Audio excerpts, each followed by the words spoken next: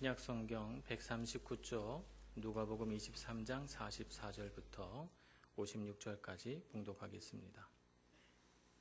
때가 제6시쯤 되어 해가 빛을 잃고 온 땅에 어둠이 임하여 제9시까지 계속하며 성소의 휘장이 한가운데가 찢어지더라. 예수께서 큰 소리로 불러 이르시되 아버지 내 영혼을 아버지 손에 부탁하나이다 하고 이 말씀을 하신 후 숨지시니라. 백부장이 그 된 일을 보고 하나님께 영광을 돌려 이르되 이 사람은 정녕 의인이었도다 하고 이를 구경하러 모인 무리도 그 된 일을 보고 다 가슴을 치며 돌아가고 예수를 아는 자들과 갈릴리로부터 따라온 여자들도 다 멀리 서서 이 일을 보니라. 공회의 의원으로 선하고 의로운 요셉이라 하는 사람이 있으니 그들의 결의와 행사에 찬성하지 아니한 자라. 그는 유대인의 동네 아리마대 사람이요 하나님의 나라를 기다리는 자라. 그가 빌라도에게 가서 예수의 시체를 달라 하여 이를 내려 세마포로 싸고 아직 사람을 장사한 일이 없는 바위에 판 무덤에 넣어두니 이날은 준비일이요 안식일이 거의 되었더라. 갈릴리에서 예수와 함께 온 여자들이 뒤를 따라 그 무덤과 그의 시체를 어떻게 두었는지를 보고 돌아가 향품과 향유를 준비하더라. 아멘. 찬양 대 찬양으로 하나님 앞에 영광 돌리겠습니다.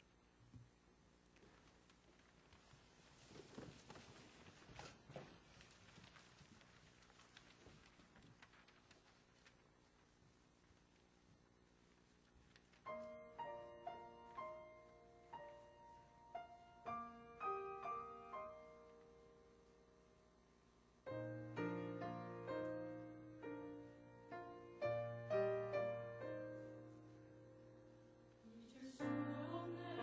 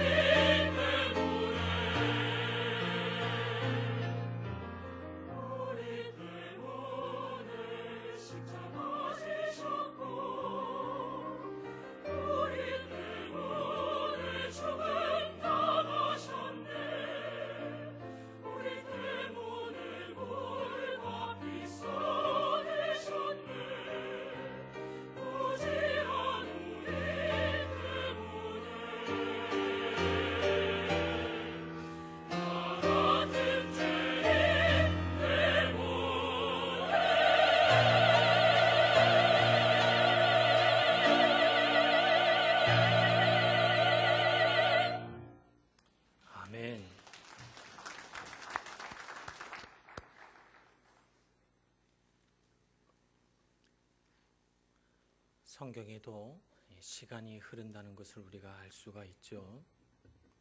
예수님께서 잡히시고 또 죽으시는 그 가운데서도 시간은 분명히 우리가 느끼는 것과 동일하게 흘러갑니다. 성경은 그 예수님의 그 모든 이야기를 압축시켜 놨기 때문에 우리는 예수님이 고통당하시고 죽으셨던 그 순간들을 예수님이 느끼셨던 시간만큼 그렇게 느끼면서 예수님의 죽음을 보진 않습니다. 예수님은 단 몇 글자만 읽어 내려가면 금세 고통이 사라지고 죽음을 맞게 되시니까 우리는 흔히 그 정도 고통스러우셨겠지 이렇게 생각을 하지만 사실은 우리가 생각하는 것보다 훨씬 고통스러운 죽음을 맞으셨습니다. 그래서 우리가 한번 예수님께서 십자가에 달리시기까지 또 십자가에 달리셔서 어느 정도의 시간을 고통스러워하며 괴로움을 받으셨는가 하는 것을 되짚어 보는 것이 좀 의미가 있을 것 같습니다. 목요일 밤 예수님께서 겟세마네 동산에서 기도하시고 내려오시다가 잡히셨습니다. 잡히셔서 대제사장의 집에 끌려가셨는데 사실 거기서는 재판을 받은 건 아니고 예수님을 희롱하고 때리고 모욕을 주기 위해서 그 집으로 데리고 간 것이죠. 그래서 그곳에서 대제사장과 몇몇 무리들이 모여서 예수님을 욕보이고 신문하고 때리고 희롱하고 조롱했습니다. 그리고 잠을 못 자게 만들었죠. 그리고는 날이 새자마자 새벽쯤 됐으니까 5시 반, 6시 이렇게 됐을 때 이 새벽에 꼭두 새벽에 사내들인 공회를 엽니다. 그래서 서기관과 바리새인들과 제사장들을 다 모아서 이 새벽에 공회를 한 끝에 예수님의 죄명을 신성모독이다 해서 로마 법정으로 끌고 갑니다. 로마 법정에서 빌라도에게 또 헤로도 왕에게 데리고 가서 또 헤로도 왕에게 이 사람을 죽여달라고 사형에 처해달라고 애원하지만 그렇게 되지 않아서 결국에는 아침 시간이 다 지나가고 좀 늦은 아침에 빌라도 법정에서 결국 십자가형을 언도받게 됩니다. 그래서 채찍질을 다시 당하고 예수님은 모진 채찍질을 견디지 못해서 십자가를 지고 갈 힘조차도 남아있지 않은 까닭에 구레네 사람 시몬이 예수님의 십자가를 대신 지고 십자가 언덕으로 골고다 언덕으로 올라가기 시작합니다. 그것이 월요일날 금요일날 아침이죠. 그리고 점심때가 거의 가까웠을 때 예수님은 마침내 십자가에 못이 박히셨고 그리고 십자가가 세워졌습니다. 해는 이미 중천에 떠올라 뜨겁게 내리쬐고 예수님의 살은 다 터지고 피가 흐르고 머리에서 등에서 손목에서 발목에서 피가 흘러 정말 목이 마르고 고통스러운데 뼈가 부서지고 살이 찢기는 고통 속에 있는데 햇볕은 너무나도 강하게 내려쬐기 시작합니다. 로마에서 이런 십자가형을 만들어낸 이유는 사람을 쉽게 죽지 않게 하면서 가장 잔인하고 고통스럽게 죽는 모습을 사람들에게 보여줌으로써 어떤 사람도 로마에 대항해서 반란을 일으키거나 독립을 주장하지 못하게 하려고 식민지를 다스리는 로마 사람들의 이런 공포 정치라 할까요? 그런 방법으로 만들어낸 것이 십자가형입니다. 굉장히 오랜 시간 죽지도 못한 채 매달려 있으면서 겪는 고통이 이루 말할 수가 없지요. 우리가 느끼는 이 시간의 흐름과는 조금 다르게 너무나도 천천히 시간이 흘러갔을 것 같습니다. 그렇게 해서 마침내 정오가 되었습니다. 오늘 44절 때가 제6시쯤 되어 라고 말씀하고 있는데 이 6시가 바로 새벽 6시부터 계산해서 6번째 되는 시간 바로 정오가 되겠습니다. 정오가 되자 갑자기 하늘이 어두워지고 해는 사라져버리고 구름이 끼어서 그렇게 된 것인지 개기일식이라고 하는 신비한 천체 현상이 일어났는지 알 수는 없으나 그러나 캄캄한 어둠이 내리기 시작하고 그리고 오후 3시에 이르기까지 제9시까지 이 어둠은 계속됩니다. 그래서 우리는 문득 누가복음 22장 53절에 예수님께서 겟세마네 동산에서 잡히시며 했던 말들을 떠올리게 됩니다. 이제는 너희 때요 어둠의 권세로다 하신 이 말씀처럼 어둠이 지면에 임하게 돼서 예수님이 극렬한 고통 속에 괴로워하시는 그 순간 온 세상이 캄캄하게 어두워져 어둠의 권세가 마침내 승리하는구나 하는 것을 느낄 수 있도록 정말 많은 사람들이 절망과 비탄과 눈물 속에 빠져들게 되었던 것입니다. 자, 예수님은 왜 죽으셨어야만 했는가? 예수님을 죽인 이유가 무엇인가? 왜 예수님은 죽으셨는가 하는 이 질문을 우리가 한번 다시 해볼 필요가 있다고 생각합니다. 예수님이 죽으신 의미, 이유에 대해서 우리가 안다면 우리가 예수님의 지신 그 십자가를 훨씬 우리 마음속 깊이 의미 있게 받아들일 수 있기 때문에 그렇습니다. 예수님이 십자가에 죽으신 첫 번째 이유는 세상과 다르기 때문입니다. 예루살렘 성으로 들어오신 후에 누가복음 19장 28절 이후에 쭉 계속된 이야기들을 보면 예수님이 가장 먼저 하신 일은 성전에서 장사하는 이들을 몰아내신 일이었습니다. 성전은 하나님의 집이고 기도하는 곳인데 그곳을 장사치들이 돈벌이하는 곳으로 만들어버린 정말 이 개탄스러운 일 앞에서 예수님은 분노하십니다. 그래서 장사치들을 쓸어내고 예수님이 얼마나 권위 있게 이 일을 행하셨는지 사람들이 분명히 자리세를 내고 그 자리를 잡았음에도 불구하고 꼼짝없이 예수님의 명령대로 자기 상을 가지고 성전 뜰에서 쫓겨나갑니다. 그리고 나서 예수님의 행동 때문에 화가 난 대제사장과 서기관들의 무리들, 이들은 이 장사치들로부터 자리세를 받고 환전료를 받음으로써 부를 누리고 정치적인 권력, 종교적인 권력을 갖고 있던 자들이었기 때문에 예수님이 그렇게 하시는 그 때문에 예수님을 드디어 트집을 잡아서 예수님을 어떻게 하든지 법정에 세워 예수님을 죽이려고 싸움을 걸기 시작합니다. 제일 처음에 논쟁은 예수님의 권위, 당신이 무슨 권위로 이런 일들을 하는가라고 하는 논쟁입니다. 그리고 나서 두 번째 논쟁은 가이사에게 세금을 내야 되는가 말아야 되는가, 세금 논쟁. 또 죽은 자들이 부활할 수 있는가 없는가, 부활 논쟁. 이런 논쟁을 계속해 나갑니다. 참 대답하기가 곤란한 이런 문제들을 가지고 예수님에게 싸움을 걸죠. 이런 논쟁을 통해서 예수님께서 가르쳐 주시는 그 말씀을 가만 들여다보면 우리는 분명히 알 수 있습니다. 예수님은 세상과 다르구나. 당시 유대 지도자들과 그들이 이룩해내는 이 세상과 예수님이 만들어 가시려고 하는 하나님 나라는 분명히 다르구나 하는 것을 우리가 알게 되고 예수님은 그 다름을 이 논쟁 속에서 분명히 우리에게 보여주고 있는 것입니다.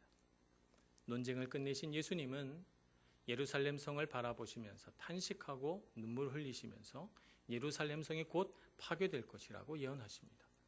그리고 그 고난의 때를 맞아서 예수님이 제자들을 향하여 항상 기도하며 깨어 있으라 이렇게 권면하시죠. 예수님의 가르침의 궁극적인 목표가 무엇일까요? 예수님은 무엇을 제자들이 알기를 원하셨을까요? 예수님이 그러셨던 것처럼 제자들도 하나님의 뜻에 순종하고 하나님의 뜻을 잘 알고 하나님의 뜻을 따라 살아가기를 바라셨을 것 같습니다. 예수님의 모든 가르침은 사실 그것이 목표죠. 예수님은 이 땅에 오셔서 하나님께서 말씀하시라고 말한 것을 말하고 하나님께서 말씀하시지 않은 것은 예수님의 말이라고는 한마디도 보태지 않으시고 하나님의 뜻에 절대적으로 순종하셨다고 그렇게 말씀하셨어요. 그러니까 예수님께서 제자들에게 가르치신 그 모든 것들을 하나로 모아서 정말 한 가지만 말한다고 한다면 하나님의 뜻대로 사는 마음, 하나님의 뜻대로 사는 생각, 이것을 제자들이 갖기를 원하신 것이죠. 제자들로 하여금 어떻게 하면 하나님의 말씀대로 살게 할까? 하나님의 뜻에 순종하는 삶을 살 수 있게 할까? 예수님이 제자들에게 가르친 것의 거의 모든 것입니다. 하나님의 뜻을 따라 산다고 하는 것은 분명히 이런 것을 내포합니다. 세상과는 다른 관점, 세상과는 다른 생각, 세상과는 다른 가치, 세상과는 다른 목표, 세상과는 다른 판단과 결정을 의미합니다. 예수님께서 그렇게 사셨던 것처럼 제자들도 다른 관점과 다른 생각과 다른 가치들을 붙들고 하나님의 뜻을 쫓기를 원하셨던 것입니다. 믿는 사람이 세상과 다른 생각을 가지고 다른 목표로 살아갈 때 기독교에서는 그것을 무엇이라고 부르냐면 구별된다 이렇게 말합니다. 구별된다. 구별된다는 말을 다른 말로 표현하면 거룩하다 이렇게 표현합니다. 그래서 신자가 거룩한 신자가 되는 성도가 되는 것은 세상과 다르게 살아갈 때 구별되고 거룩해질 때 이 사람을 성도다 이렇게 부르는 것입니다. 하나님의 뜻을 따르기 때문에 세상과는 다른 관점으로 세상을 보고 세상과는 다른 가치를 붙들고 세상을 살아가기 때문에 분명하게 구별되는 것이 있습니다. 예수님께서 세상과 구별되셨던 것처럼 말입니다. 그래서 신자는 세상과 다르게 살아갈 때 그 거룩함으로 그 구별됨으로 하나님께 영광을 돌리게 됩니다. 오늘 우리가 하나님께 영광을 돌린다 할 때 우리가 헌금을 많이 해서 하나님이 영광 받으시는 것이 아닙니다. 우리가 봉사를 많이 해서 하나님이 영광 받으시는 것이 아니고 하나님이 영광 받으실 때는 우리가 세상과 다르기 때문에 세상과 다른 가치와 세상과 다른 목표를 쫓아 살아가기 때문에 그 거룩함으로 하나님이 영광 받으십니다.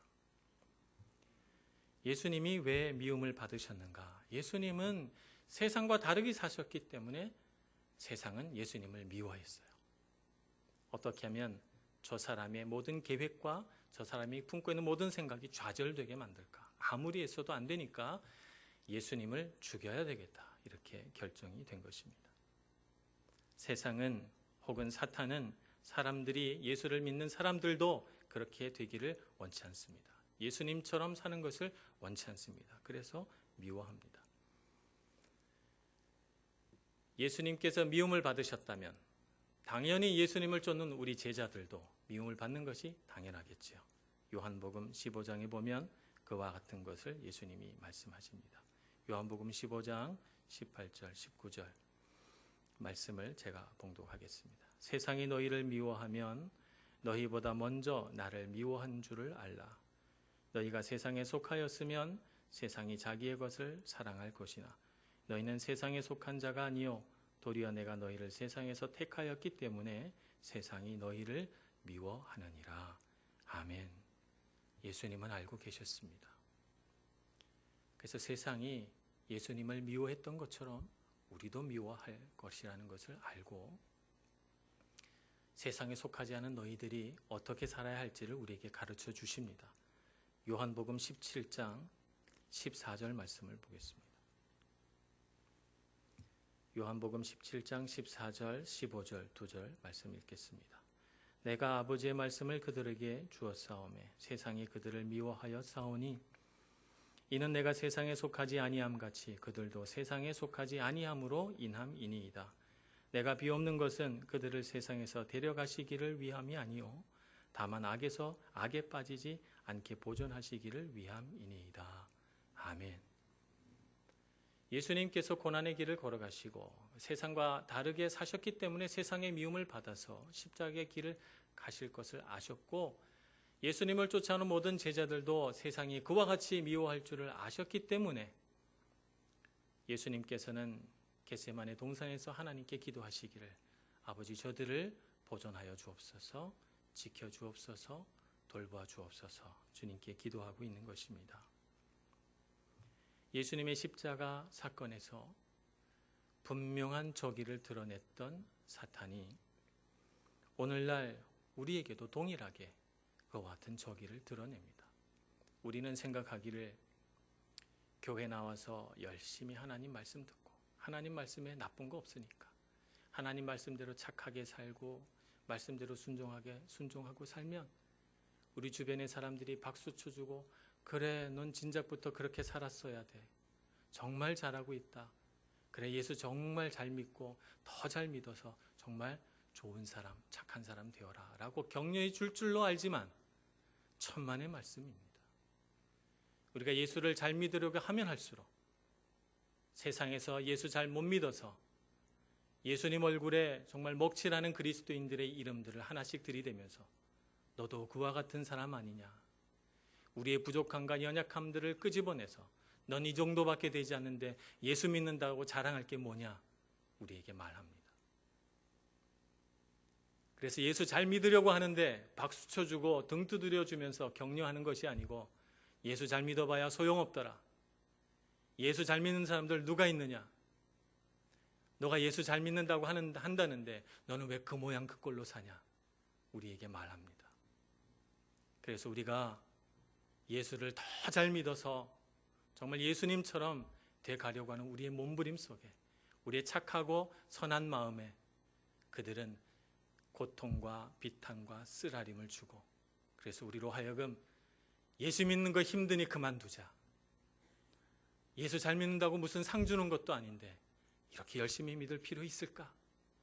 적당히 교회 나가고 적당히 예수 믿자. 다들 그렇게 살지 않나? 이렇게 생각하면서 거룩한 삶, 구별되는 삶을 포기합니다. 그러면 되겠습니까? 그러면 안 됩니다.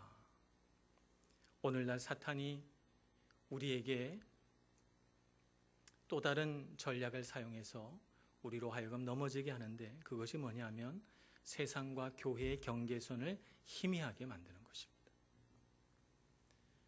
세상과 교회의 경계선이 희미해진다고 하는 것은 얼만큼 우리에게 위급한 문제를 만드는가 하면 이런 것을 생각해 보시면 됩니다. 전쟁이 나서 여러분 우리가 전쟁터에 갔습니다.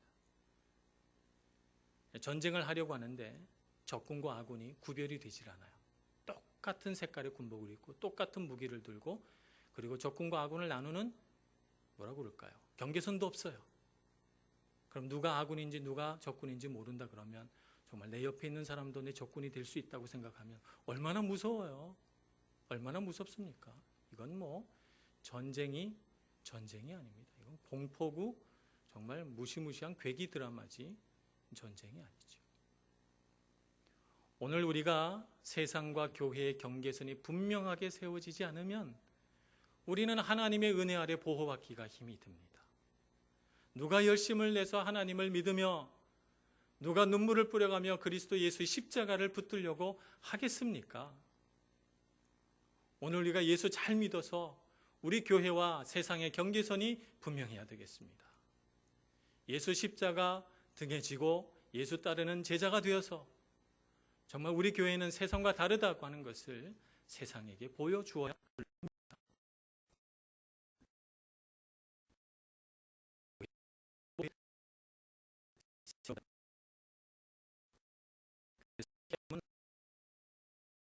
합니다.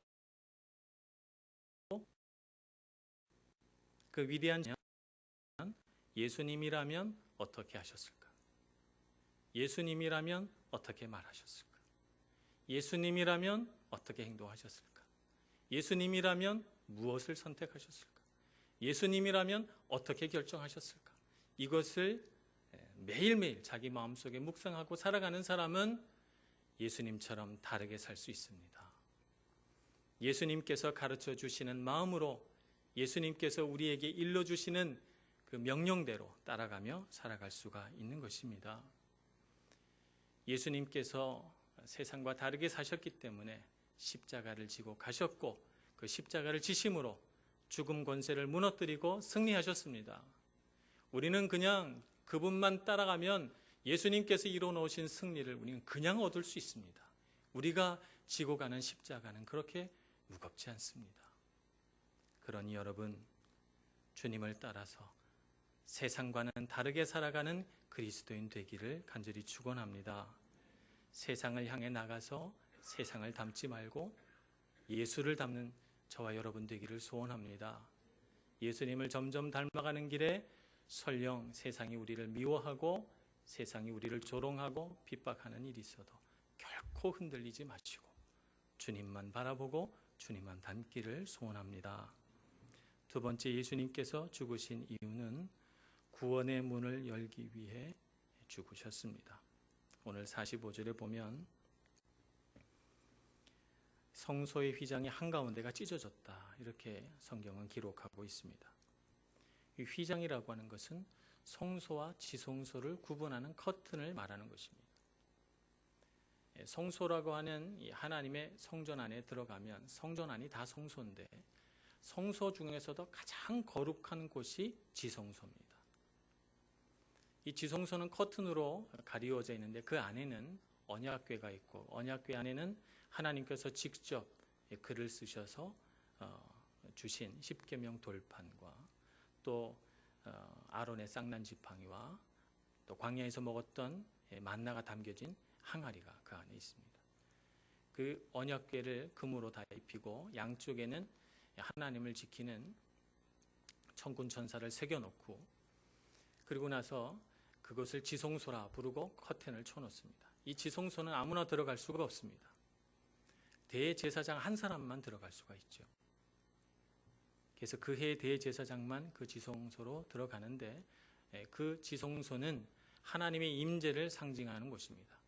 하나님께 무언가를 기도할 일이 있을 때, 또 하나님으로부터 어떤 음성을 들어야만 하는 중차대한 일이 있을 때 대제사장이 지성소로 들어가서 하나님의 음성을 들어가지고 나와 백성들에게 알려주는 것입니다.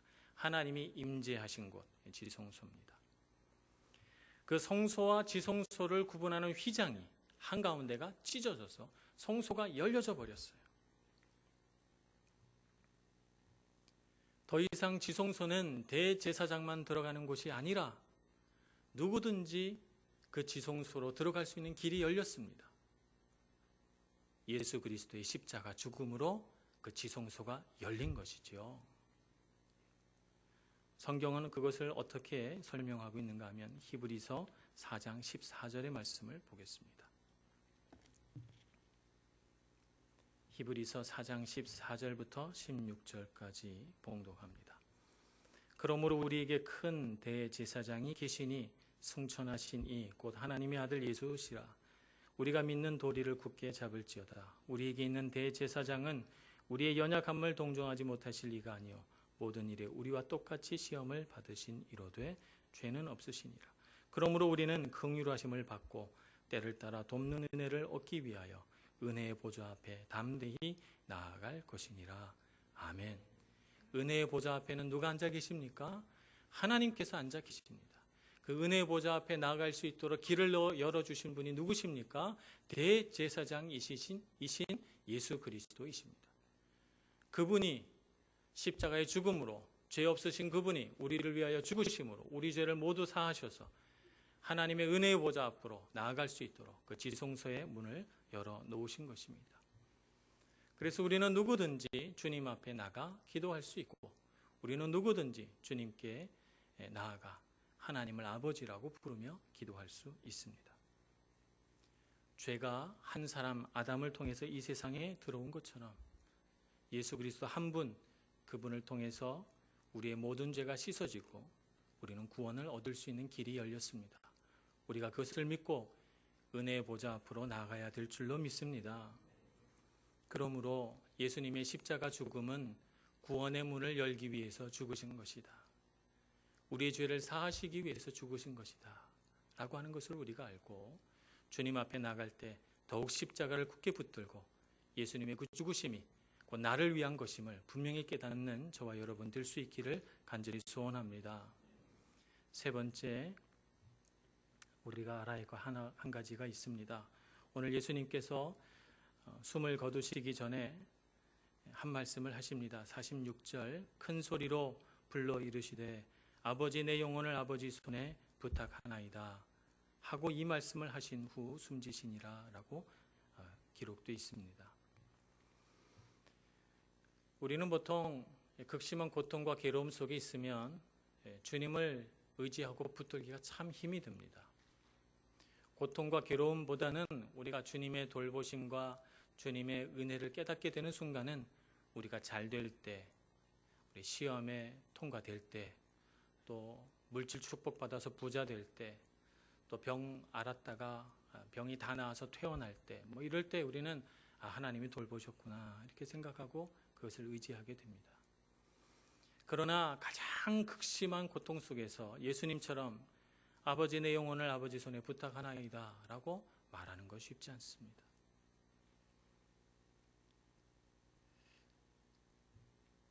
어떻게 보면 주님께서 죄 없으신 자신의 아들을 자기 죄가 아닌 많은 사람들의 죄를 이 아들 예수에게 전가시켜서 그들 대신 죽음을 당하게, 고통을 당하게 하신 것 아닙니까? 하나님께 아무 죄가 없음에도 불구하고 우리들의 죄 때문에 버림받으셨고, 우리들의 죄 때문에 고난받으셨고, 우리들의 죄를 모두 뒤집어 쓰고 십자가에 죽으신 거니까 오히려 예수님 입장에서 주님, 하나님 나한테 어떻게 이러실 수 있습니까? 라고 말할 수 있는 그 순간 예수님은 내 영혼을 아버지 손에 부탁하나이다 이렇게 말씀드립니다. 죽으시는 순간에도 하나님께서 예수님을 돌보시고 지키실 것을 믿고 계셨던 것입니다. 사람이 하는 모든 일, 사람의 운명과 죽음과 생명, 그 모든 것들이 하나님께 있다고 자신의 영혼을 하나님께 내려놓습니다. 예수님께서는 죽으시는 이 순간뿐만 아니라 사실은 예수님이 살아오신 모든 공생애 동안에 그와 같은 마음을 갖고 사셨습니다.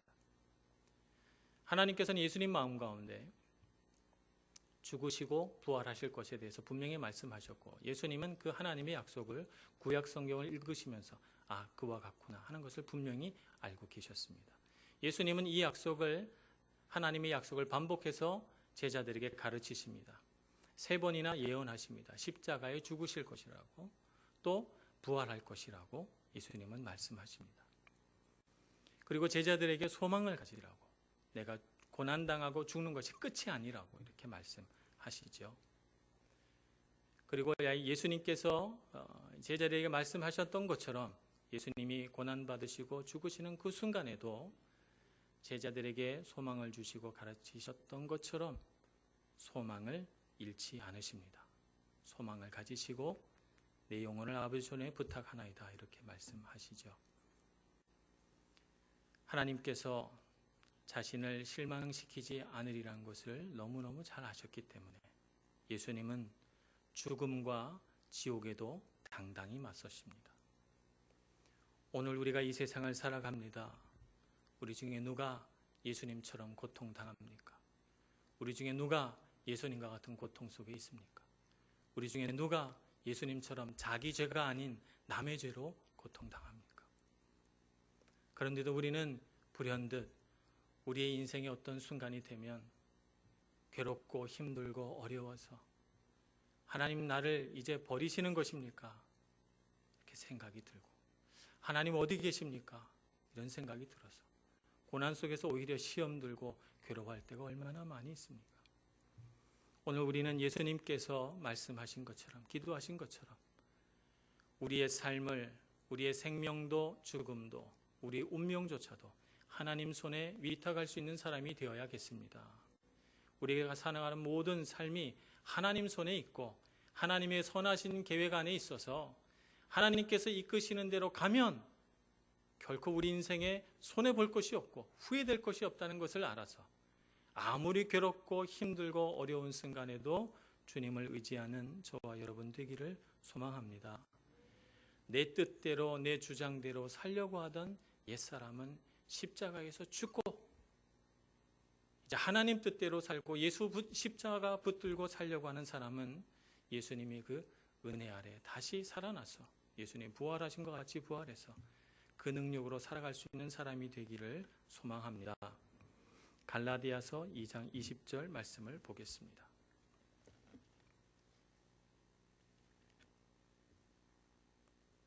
갈라디아서 2장 20절 말씀 봉독합니다. 내가 그리스도와 함께 십자가에 못 박혔나니 그런즉 이제는 내가 사는 것이 아니요 오직 내 안에 그리스도께서 사시는 것이라. 이제 내가 육체 가운데 사는 것은 나를 사랑하사 나를 위하여 자기 자신을 버리신 하나님의 아들을 믿는 믿음 안에서 사는 것이라. 아멘. 이 믿음을 가지시고 나는 이미 하나님께 드려진 바 됐다고 하는 것을 알고 세상에 어떤 괴로운 일들, 힘들고 어려운 일들이 찾아와도 하나님께 다 맡기고 주님 안에서 힘과 용기를 내시는 여러분들 되시기를 축복합니다. 우리를 무너뜨리고 우리를 미워하고 우리를 세상과 조금도 다름이 없이 살게 하려는 악한 사탄의 시도 앞에 맞서서 그 죽음과 지옥의 문 앞에서도 당당하게 맞서신 예수님처럼 우리도 싸워 승리할 수 있는 저와 여러분 되기를 간절히 소망합니다. 기도하겠습니다. 자비로우신 주님, 그 크신 은혜를 누리며 이 세상을 살아갑니다. 부족하고 연약한 우리의 힘을 의지하지 않고 오직 능하시고 은혜 많으신 사랑이 충만하신 하나님의 그 은혜 아래서 살아가기를 소망하오니 오직 주님께서 우리를 위해 지신 그 십자가의 사랑만 붙들고 승리하는 삶을 살아가도록 인도하여 주시옵소서. 예수님의 이름으로 기도합니다. 아멘.